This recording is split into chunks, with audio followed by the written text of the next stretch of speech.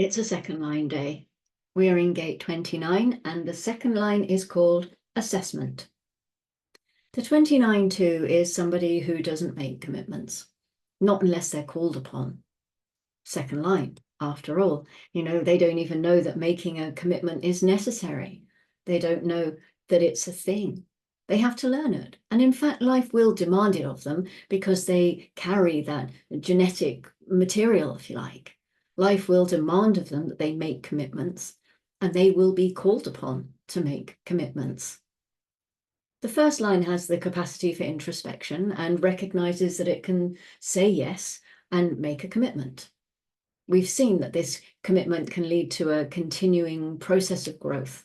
After all, this is the channel of discovery, a channel of succeeding where others fail or failing where others succeed. This is one of those things to keep in mind about the nature of commitment. When you come to the second line and you're coming to the projection, the 29-2 is projecting out that they're always ready to say yes.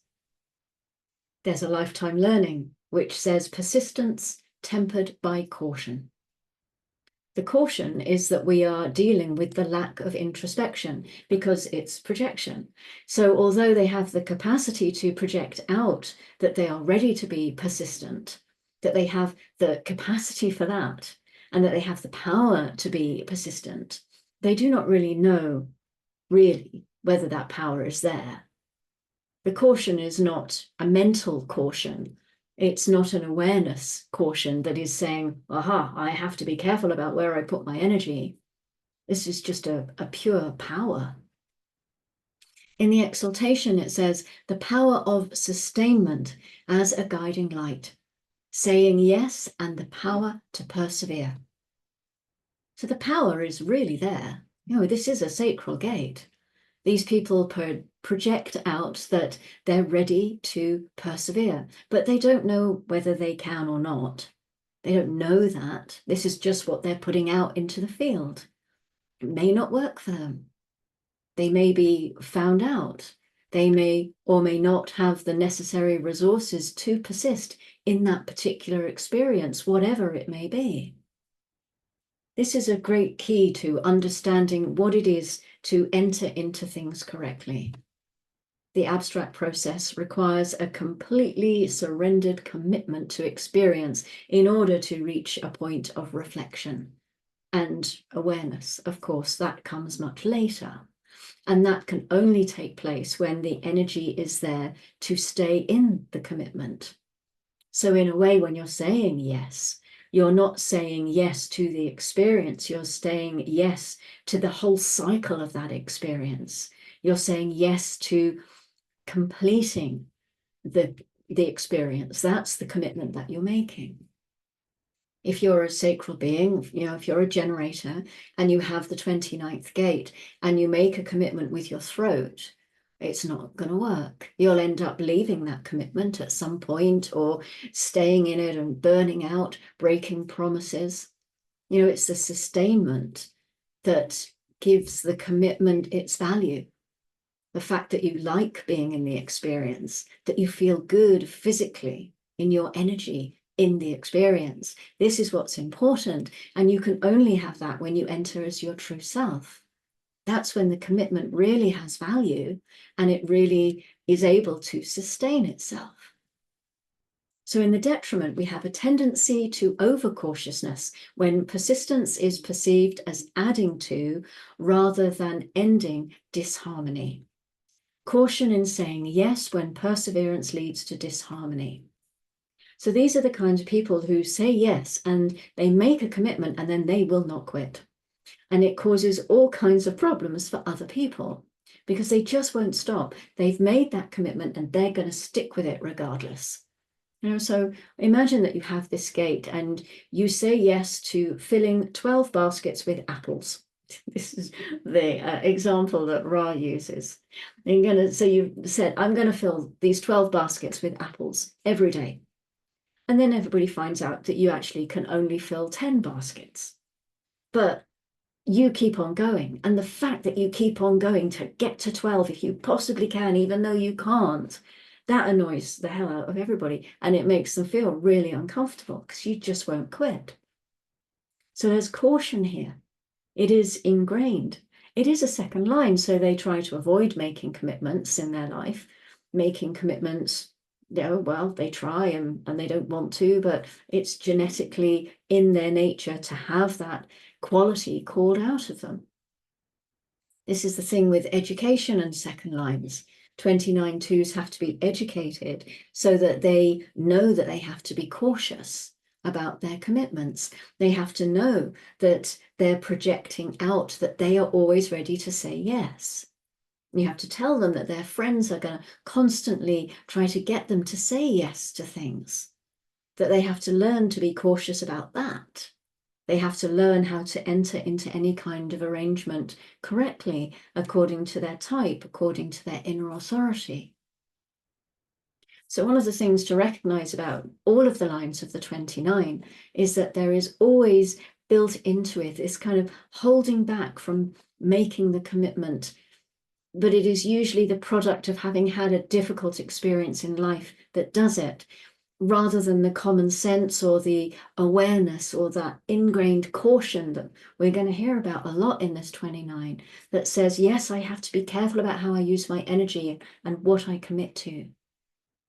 The caution in people who say yes comes from people who have been burned. These people can always get burned from an experience. They can always suffer from an experience and say, I'm not doing that anymore.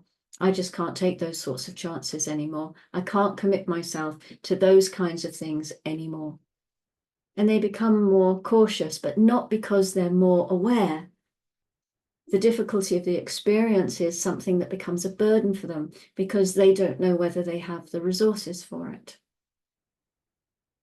And in the 30 line 2, the grounding force, we have pragmatism. This is the balance between extremes. And it seems sensible to have some practicality around what commitments you're making, around those agreements that you are assessing. As a second line, it always pays to be discerning. This is a major keynote for a second line. So you can see how that 30, the pragmatism of it, really grounds into the 29th gate here, the 29th gate of assessment, or the line 2 anyway, of assessment. So the moon is still in the individual head center, gate 61. This is the gate of mystery, with the pressure to know and the ability to surrender. There's that word again, surrender to what can never be known. And then the moon moves into the individual root, gate 60, at 1639. This is limitation, the gate of acceptance. And it tells us that acceptance of limitation is the first step to transcendence. This is a format gate. If it is activated, then it brings that pulse energy of mutation to everything else that's activated within the circuit. It sort of, it formats it all, as you can imagine from the name, really. So all of us over the next 11 hours or so will have some focus on this flavor from root gate 60.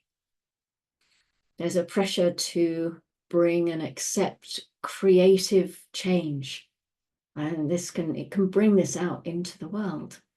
And there is a potential for melancholy and or depression, because individuality always carries a potential for depression. Whereas the format gates, no, that's the wrong way around. Individuality, you distracted me. There's individuality always carries a potential for melancholy, whereas the format gates always carry the potential for depression. So we can see that surrendering to our program, to our design, can help. So as when we see the mechanic and we see that we're part of a program, it takes some of that pressure off and we can allow it to be. Accepting depression and melancholy as part of our design, it's not like giving into it. It's opening a way for it to breathe and for it to just be part of the process, which could eventually lead to something else. And melancholy very often is a precursor to the muse, to something really creative coming out of that. Next, the moon moves into the abstract collective gate 41 at 0204 BST tomorrow morning. This is the gate of contraction, with the drive to fantasize about having new experiences. And here, of course, we've got a channel with the Earth being in gate 30. This is the channel of recognition. It's a design of focused energy. So for the next 11 hours or so, we will all have the potential to feel the pressure or the hunger or the drive for a new experience. And we might experience that as restlessness. That might be the experience we have, because if we cannot find a new experience the way that our mind thinks, then we can get quite jittery about that. This channel is giving the whole planet emotional definition right now. The wave will be there for us all to experience. But if you're not usually emotionally defined, if that triangle on the right-hand side of your chart is white, then this is just weather for you. I mean, it's still just weather when you do have it defined. It's just more consistent weather. Yeah. Okay, so weather the weather. I used to, was it a rhyme? Wasn't really a tongue twister, was it? Whether the weather is hot or whether the weather, no, whether the weather be cold or whether the weather be hot. Whatever the weather, we'll weather the weather, whether we like it or not. See you tomorrow. Go gently.